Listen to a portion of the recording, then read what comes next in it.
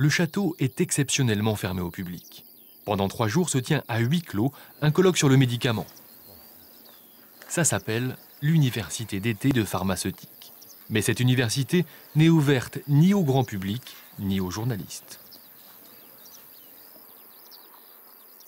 Et voilà pourtant ce que nous arrivons à filmer.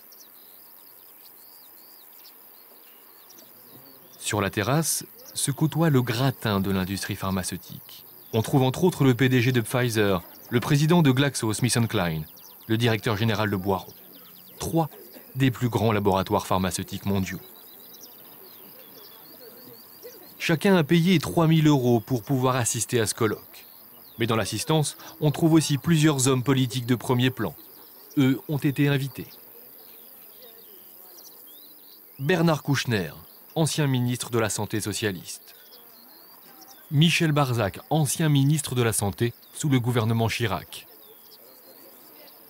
Et enfin, Claude Évin, ancien ministre de la Santé et aujourd'hui député socialiste.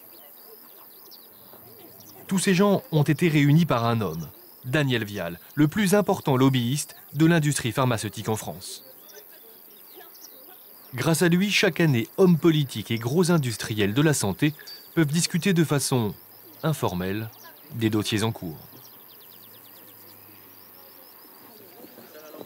Nous sommes allés au château demander une interview aux lobbyistes.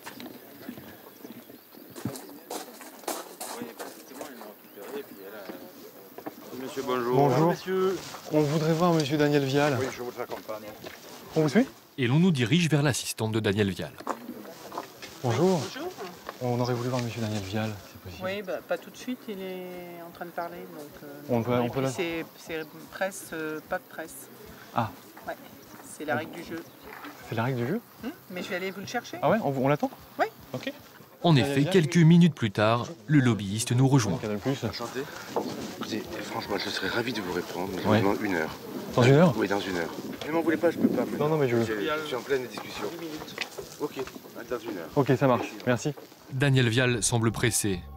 Il faut dire qu'il attend un invité de marque. Et effectivement, quelques minutes plus tard, une berline fait son entrée.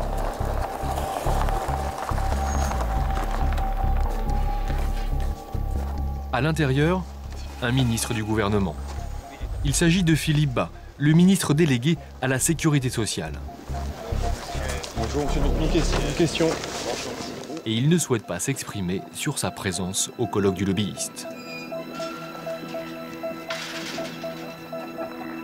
Le ministre est venu de Paris spécialement pour intervenir à la tribune.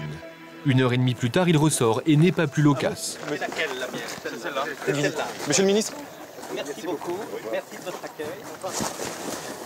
Ah, on peut envoyer le ministre, non? Il repart comme il est venu, escorté par 2 motards. Au ministère de la Santé, on nous précisera que Philippe Bas était ce jour-là en mission officielle. Alors pourquoi ce silence? Et surtout, comment un lobbyiste a-t-il pu faire venir autant de politiques à son colloque? Mais pour faire venir la politique comme ça, vous les payez ou vous les payez pas? Non? On les paye en liquide, mais des grosses enveloppes. Il vous en reste? Pour faire des plans de coupe? Non, n'importe quoi. Non. Non, bien sûr que non. Enfin, Ils viennent gratuitement. non, ne dites pas ça, ne posez pas tant de questions, c'est idiot. D'accord. Ah, c'est malsain. D'accord. Bonjour. Monsieur me demande si on paye les politiques. Voilà. Le genre de questions. Ça va pas. La question fait aussi rire Michel Barzac. Il faut dire que l'ancien ministre de la Santé s'est aujourd'hui reconverti en ouvrant son propre cabinet de lobbying. En France, les relations entre politiques, industriels et lobbyistes sont souvent ambiguës.